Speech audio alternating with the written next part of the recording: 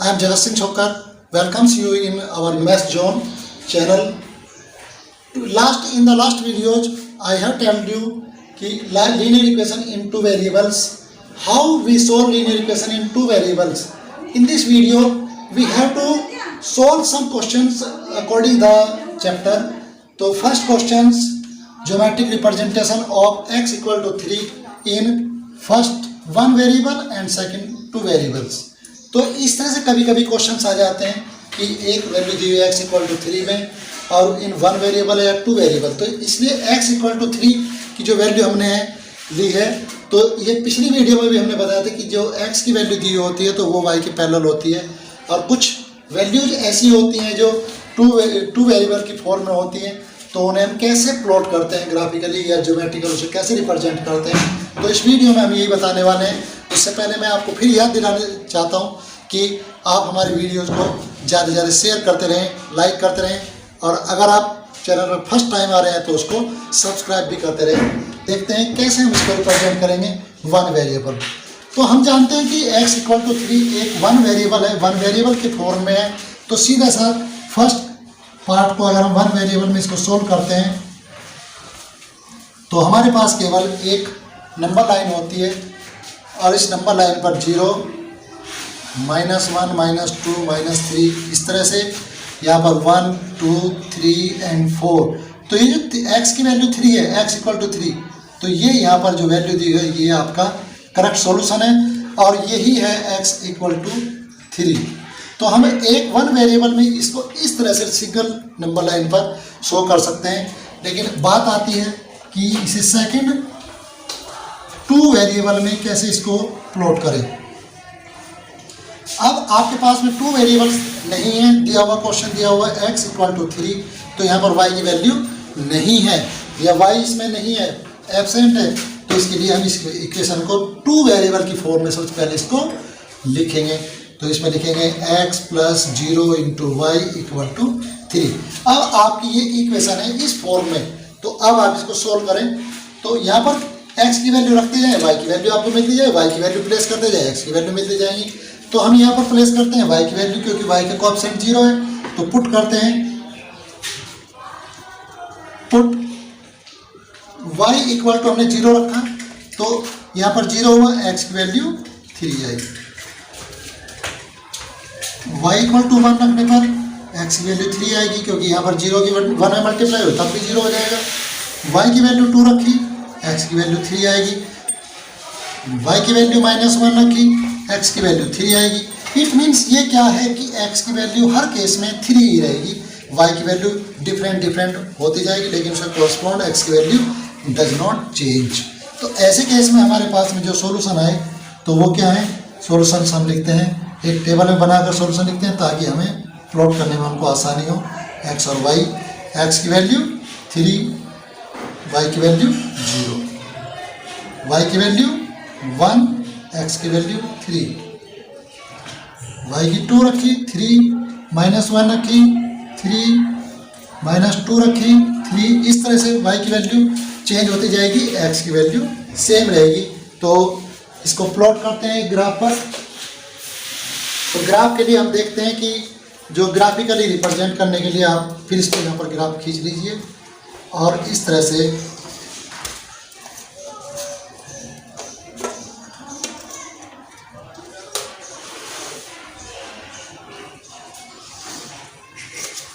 ये x हो गया, ये x dash, y and y dash, ये ओरिजिन जहाँ पर दोनों कोऑर्डिनेट एक्सिस करते हैं तो इसकी वैल्यू 0 होती है, और यहाँ पर दोनों x और y की वैल्यू 0, 0 होती है, तो ओरिजिन के कोऑर्डिनेट 0, 0 होते हैं। तो प्लॉट करते हैं, x की वैल्यू क्या है 1, 2, 3, और y की वैल्यू यहाँ पर पॉजिटिव है 2, तो 1 एंड 2, नेगेटिव भी -1 और -2।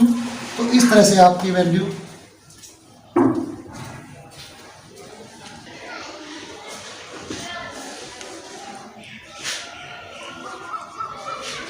इस तरह से हम जितने भी सॉल्यूशंस हमारे हैं उनको एक ग्राफिकली इसको प्लॉट कर देते हैं, और ये आपकी वैल्यू सभी इस तरह से आ जाएंगे, और ये स्ट्रेट लाइन आती है इस इक्वेशन की, और इसके ऊपर लिख दें x इक्वल टू 3।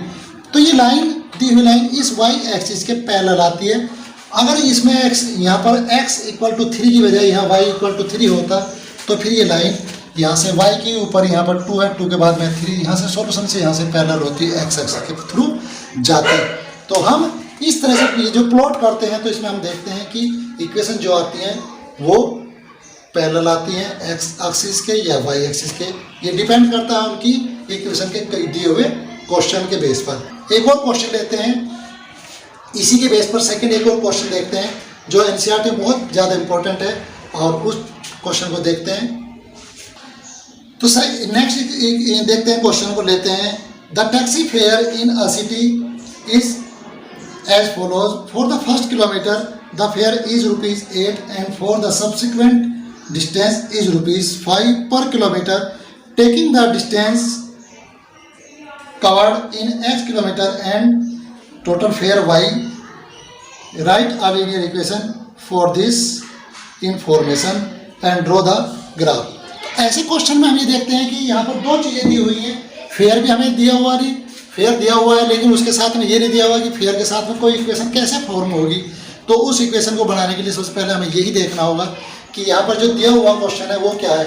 तो हमें यहाँ पर दिया हुआ है, जैसे इसमें लिखा होगा कि फॉर जब फेयर है taxi fare for first kilometre is ₹8।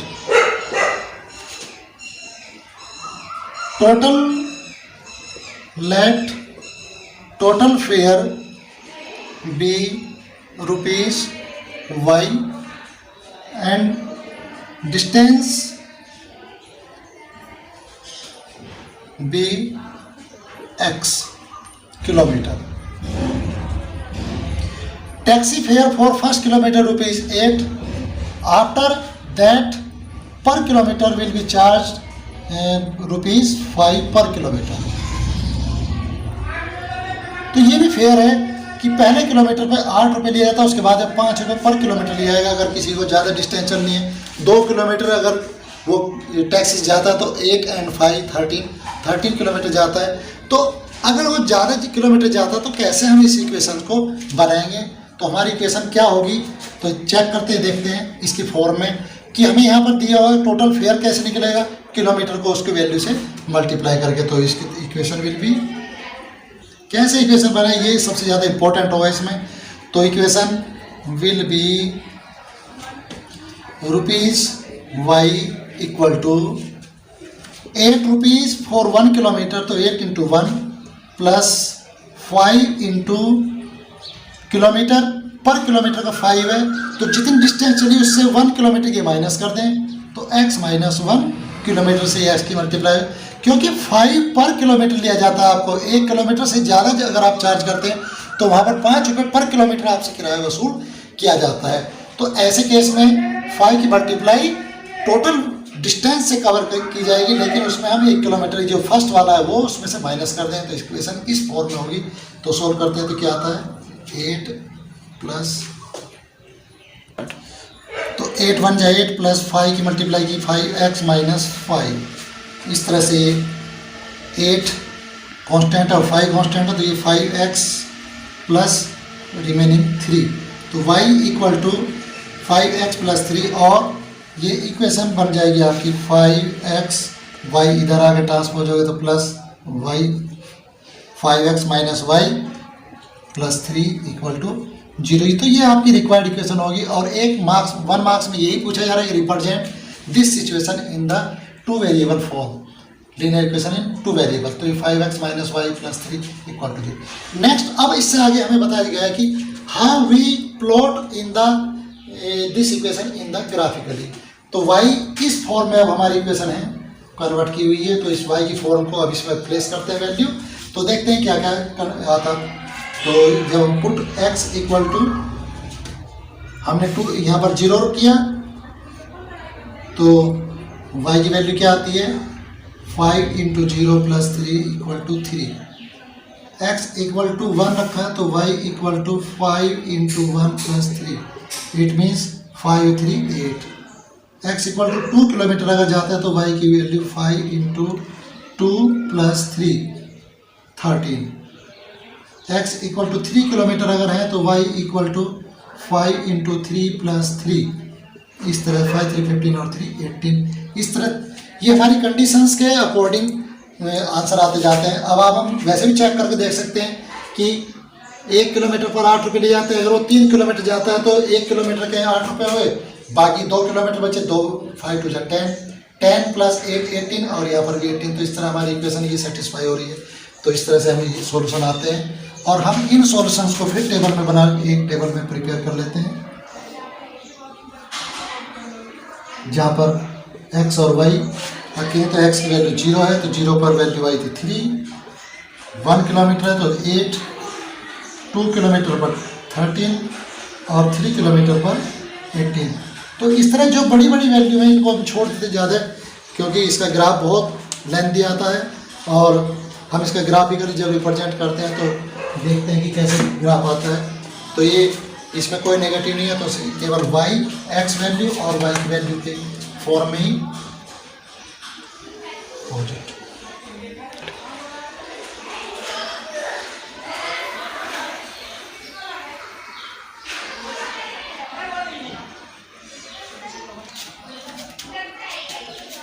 तो इस तरह से हम देखते हैं कि फर्स्ट दिया हुआ वैल्यू है 0 पर 3, तो इस पर ये पहली वैल्यू ये 3 कहाँ है, यहाँ पर ये 2 के और 3 के बीच में लेंगे तो 0 3, और सेकंड वाला 1 पर 8, तो इस 1 के बीच में जाएंगे और 8 ये है यहाँ पर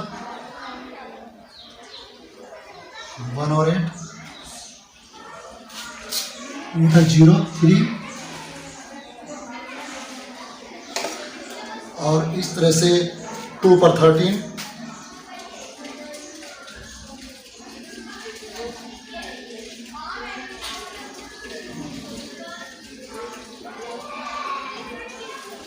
इस तरह इसको ज्वाइन कर देते हैं।